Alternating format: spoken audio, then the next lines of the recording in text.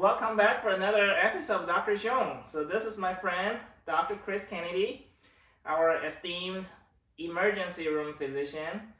We'll just say we both work at a level 1 trauma center in the DFW metro area. I guess we'll not mention the name of the hospital.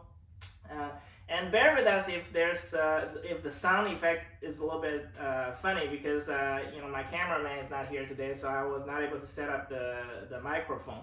So we're just using the cam recorder's microphone, so the sound may be a little bit echoing, but it's okay. So anyway, today we want to talk about the updates of the COVID that we have been through for almost a year and a half, 2 years almost, since early 2020s. Now it's January 2022. We've been through this together basically because we work in the same hospital. Dr. Kennedy is the emergency room physician, so normally he is the first line to see the patient, and then if he feels like the patient needs to be admitted, then he passes the patient to me, and I take over, continue the treatment until the patient gets better and gets discharged out of the hospital. And obviously, sometimes that doesn't happen, right? So it's been going on. I feel like the COVID has been like ups and downs these days. There have been times that we thought we have won the war, but then the Omicron came by and bang, everything's back to like chaos again.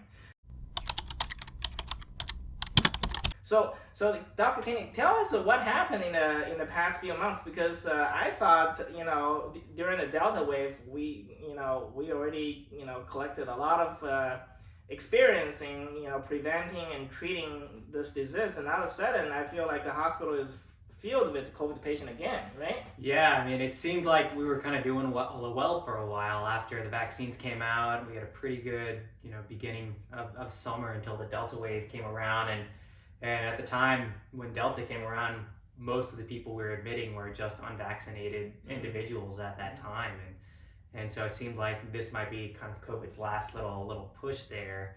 Delta was starting to get better, and then kind of out of nowhere this winter, we just started seeing patients coming in by dozens in the day with the Omicron wave as it really started to hit the U.S. in December. Both vaccinated, unvaccinated, all alike were all showing up to the emergency room that we were seeing, and it just felt like literally almost some of the days I was working, it felt like 50% of my patients I was seeing was due to COVID-related complaints, whether or not they were admitted. Yeah, for sure. I think no matter which part of the United States you're from, I'm sure if you never had COVID before, you've definitely heard of one of your friends or a close family member that had it, right? My son had it I think a few months ago. Do you feel like you're seeing a peak right now? Because I was watching the news, all the news media and the CDC are saying like we may be seeing finally a peak here. Yeah, at least in the ER, I feel like we saw our peak for a COVID percentage of COVID fit was about 10 days ago or so. Okay. We were in terms of like the most patients we were seeing, and that was also partially the fact that everyone, I think, was getting overwhelmed. The fact that no one could find a test. Urgent cares were so full, people couldn't get in, and so that overflow of people that couldn't see their primary care doctor, they couldn't get into an urgent care, they were just coming to the ER essentially to try to even find a test at that time. Yeah, I heard our ER is pretty full these days, to a point that there's no room to even see patients. You have to see patient in the waiting rooms. There has to be bed in the hallways. It sounds like a disaster. We've over the past month or so, I've never seen it as full as we are. So it got to the point where one shift I worked last week, I think I saw 24 patients. 2 of the patients I was able to see in a bed. Things were so full due to COVID-19. That was crazy. Wow. Hopefully, did it slow down a little bit in the past couple of days? Things are getting better from that perspective. Yeah, over the last week, we've definitely been seeing less people show up to the emergency room, which hopefully means there's not going to be another peak coming up. But that's certainly things are looking like they're on the upswing. Yeah, that's for sure. So out of all the people that you're seeing, mostly COVID people in the ER, people usually wonder, like when they come to the ER, what are their expectations? When do you think you're going to admit a COVID patient, and when do you think you will just give them some medication, let them go home, and then see how they do? And so a lot of things will kind of factor into that. Obviously, the biggest one and the biggest reason that we admit a COVID patient is kind of when it's really spread into their lungs and they're having some respiratory issues. When their oxygen's dropping, they're requiring 2, 3, 4 liters of nasal cannula. That's when most people will come into the emergency room when their oxygen's dropping below about 92% or so. They kind of feel like something's off. Occasionally, some people will wait till they're much worse off to that, and we'll have to do really advanced methods of oxygenating patients, where we have to do like Airvo or high flow nasal cannula, or sometimes even put them on a ventilator just to try to be able to oxygenate them. But I would definitely say low oxygen is the number one reason for admission that we see in these COVID-19 patients. I see. How about like their imagings? Do you like if someone say if they're not on oxygen but the chest X-ray looks really bad, is that someone you would consider admitting?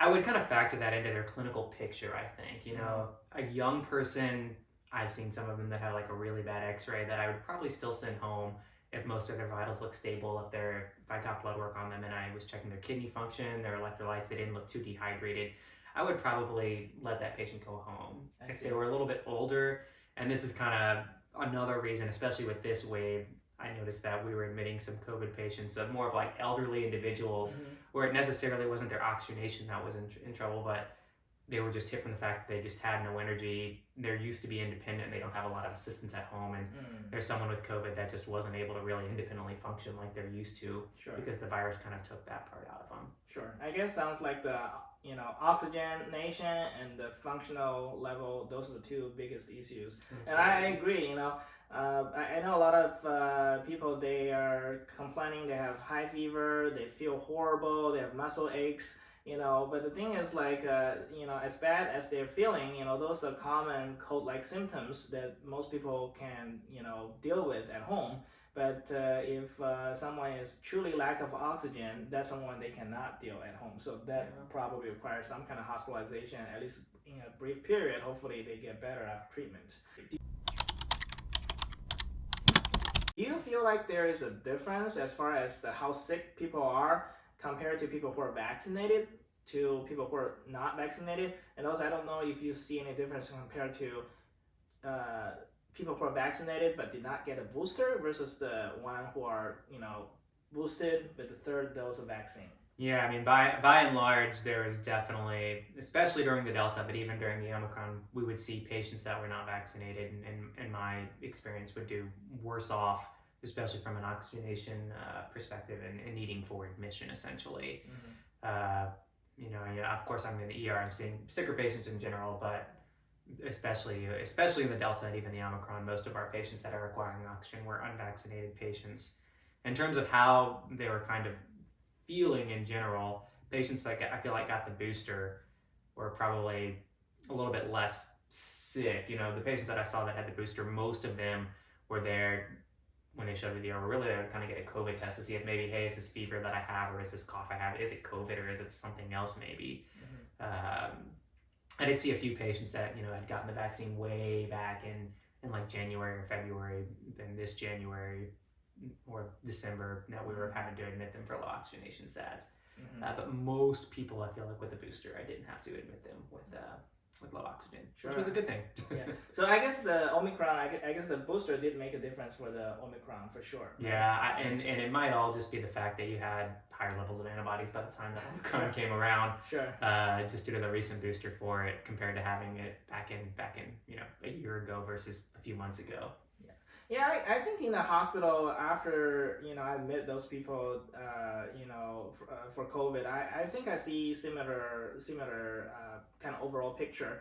I think there's always outliers, right? I have seen like people who are fully vaccinated still get really, really sick, but I think those minority of the minority. I would say, majority of the people who are vaccinated, even if they need to be admitted to the hospital, they are probably at the hospital for a much shorter course with much milder symptoms, which means like they are requiring much less oxygen compared to someone who are not vaccinated. I definitely see a much worse picture over there.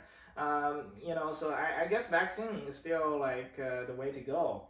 And hopefully, in the future, when the new Pfizer medication comes out, They're testing it now. yeah. So hopefully, I think they have already got preliminary approval by FDA the end of December, but I'm not sure how long it's gonna take for the pharmacy to make it, really available for most of the people. That's something upcoming. Another thing that I want to talk about before we talk about that is, I think before the Paxlovid came out, the main treatment before hospitalization was the monoclonal antibody. Yeah. One of the problem for that is, I guess, the access for this because it is an infusion. You have to make appointment to the infusion center.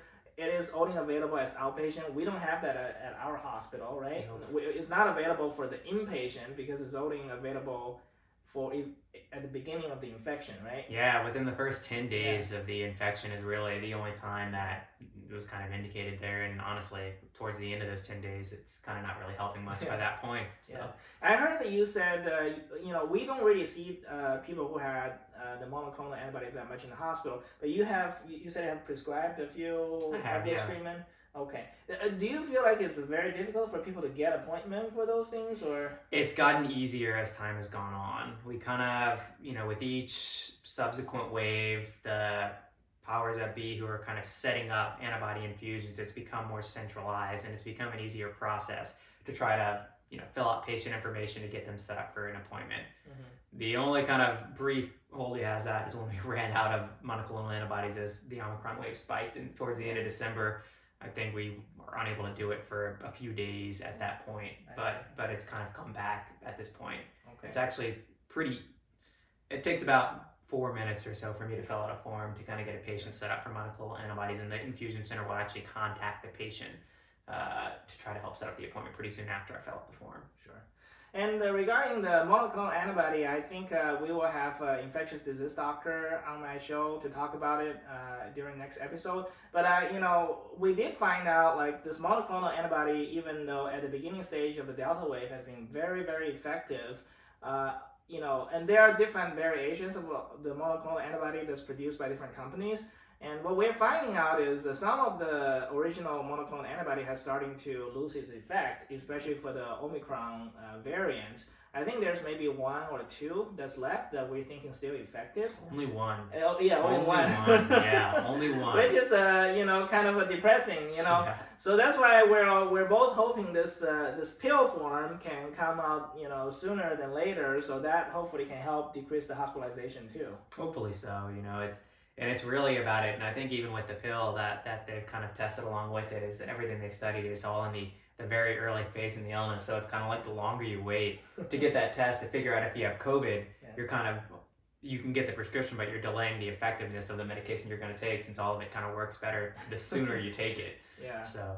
Yeah, so for sure, the sooner you can, it's just like flu, like Tamiflu, right? The first 5 days is most effective. This is the same thing. The sooner you can treat it, the better. Okay, so thank you so much for Dr. Kennedy. Oh yeah. For coming to the show and talk about COVID, and hopefully, this is the final wave that we're seeing. But you never know with this virus. It would be crazy. Like I didn't even think. I thought Delta. Like man, I feel like we were getting over Delta and everything was looking good, and then the Omicron wave just seemed to just really come out of nowhere. You heard it was in South Africa. And suddenly it's here, and it's the biggest wave, at least we've seen in the ER yet, in terms of patients. I can still remember Dr. Fauci first talked about it on news conference, and he was saying, "Oh, there's no Omicron in the United States yet.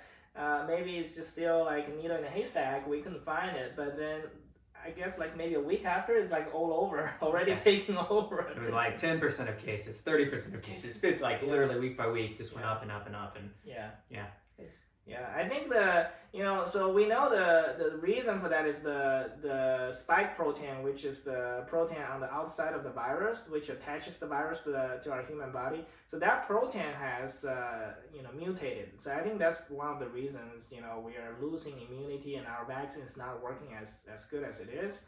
But the good thing is, I guess overall, this strain is still considered as a weaker strain, right? I mean, Yeah. not a weaker strain. I guess it doesn't cause as severe of symptoms compared to the Delta variant.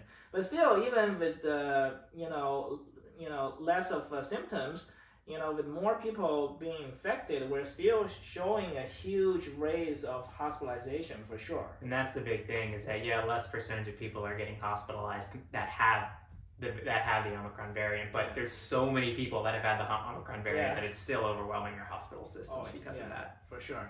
So I guess so. I guess still wear your mask, get your booster shot, and then hopefully the new Paxlovid, the new medication will come out soon. I know. Yeah. And the Omicron booster is supposedly in development right now too. I was hoping so. When are they going to finally, tweak the medication, the vaccine a little bit, to make it a little bit more effective? But you never know. But once we have the vaccine for Omicron, maybe another strand will come surge. Yeah. Hopefully, maybe it'll be based off the Omicron one versus another one. Well, so everybody stay safe. We'll give you constant updates on this. And thank you for watching. Please like and subscribe.